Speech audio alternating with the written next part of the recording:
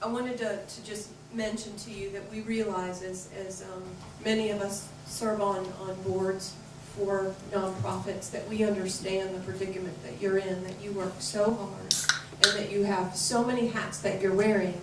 But also, I think that you would confirm that fundraising is probably the most difficult because you're all vying for the same dollars in the community. So start with raising awareness, and I just wanted to give you a couple of tips to please keep in mind if you'd like to embark on this with some help from outside people like agencies or students at CCU who are so talented and would jump at an opportunity to help out. Or even freelancers for that matter. There are a lot of very, very talented freelancers out there right now. But make sure you know what your one key fact is. What's the one thing that you want to communicate? Because if you try to communicate everything, everything will get lost. The other thing is know your audience. And you have segments in your audience. So you might have your donors is one part of your audience, and past beneficiaries of your services might be another segment of your audience that you want to reach, because as they grow and become successful, they want to give back to the people that helped them to get there. Other businesses, churches, residents. So really think through who your audience is and identify it, write it down, because you need to look at what's the best way to reach each and every one of them. So you want to consider your cost-effective way to reach them. And some things certainly include email campaigns. Ground Zero, I don't know if Victoria Sailors happens to be here today. I don't know her, I've never even met her, but I get her emails, and she does a fabulous job of email marketing. It's easy to do once you have your infrastructure set up.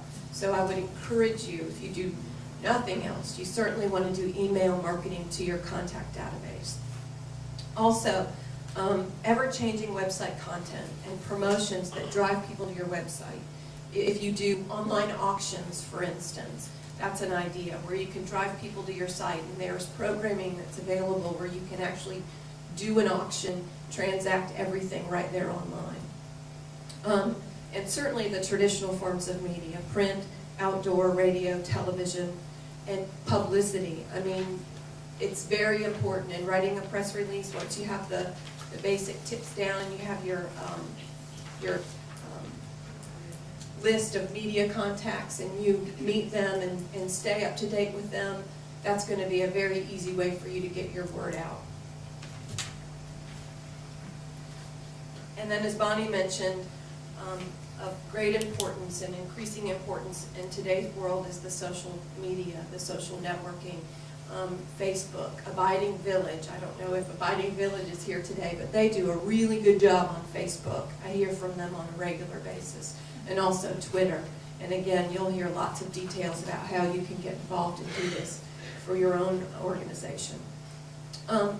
I want to mention that as far as approaching an agency or a freelancer or CCU students as an example, is if you go to them and say, we'll give you creative freedom, it's going to open a door for you, for them to either donate that pro bono to you, their creative time, or give you a significantly reduced rate.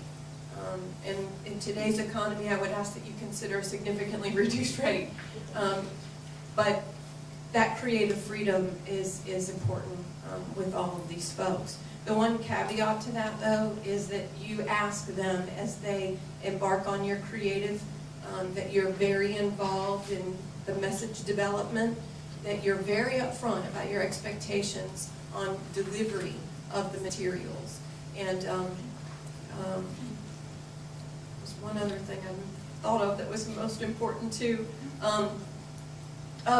You don't want to increase your cost. So if they are too creative, it's going to increase your production costs. And let me give you an example of that. If you have billboards and they do crazy extensions on those billboards, those crazy extensions are going to cost you more to produce. If you do a postcard campaign and they do really cool die cuts, it will help you gain attention, but will also increase your cost, and you need to weigh that and make sure that that's something that's for you. So it's something that needs to be addressed with those folks you're working with. one of the things that Jeff did that was very important is to make it very easy for the media to be able to access your materials and plug them in when they have somebody drop out of a spot. So, in other words, for street reach, that doesn't show up very well, unfortunately, but everybody all of the media outlets that agreed to provide us with free space, whether they were billboard companies or publications, we posted ads in various formats based on their specific specifications here, and they could just go and download the high-res files. So just know that that's something that's very important and will increase your pickup over time. I'm going to let you take it from here.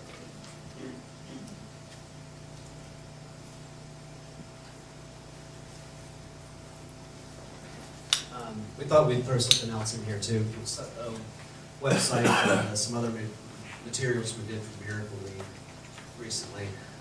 With the Miracle League, we wanted to get all of their communication online. This is going to be their main communication tool. So for Tori, we built the ability for her to communicate with all of her people from the back end of her website. She can send emails from there, change the alerts on the website. She can administer the whole website from the back end. It's going to be, well, our main communication tool.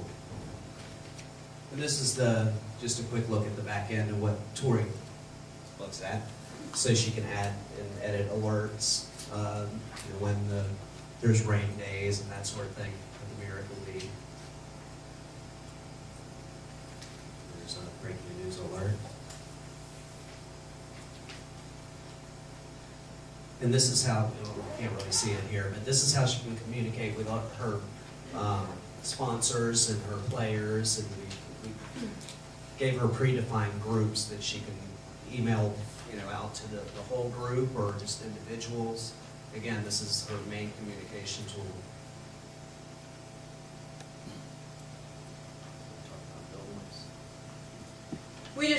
That website is a very robust website that allows, as I said, Tori the ability to communicate, because the easier it is for you to communicate with your audience, the more top of mind you're going to stay, which means the more donations that you're going to get. And so I would ask that you begin website development before you even begin your awareness campaign, because the development time on a website is going to be much longer than the development time in your creative campaign. And you want to drive people to your website. Your website is something that, with a admin section such as the one that was designed for Grand Strand Miracle League, it can be updated on a moment's notice so that Tori can communicate, in 2 minutes she can make a change to her website. She can send out an email blast just to one, all, or some segment of her contact database to drive them there to get more information. And we also did some billboards, just driving people to the website. This is the second example of a billboard. And some postcards. Postcards are pretty inexpensive and to produce, and again, drive people to the website so that they can learn more, they can play, they can volunteer, and they can donate. Do y'all have any questions for us? All right, Bonnie. They can probably email you if they do, if something occurs to them, right? Certainly. You can Or go contact you or, T2H advertising.com. right, T2H advertising.com. These guys are Great great. job. That's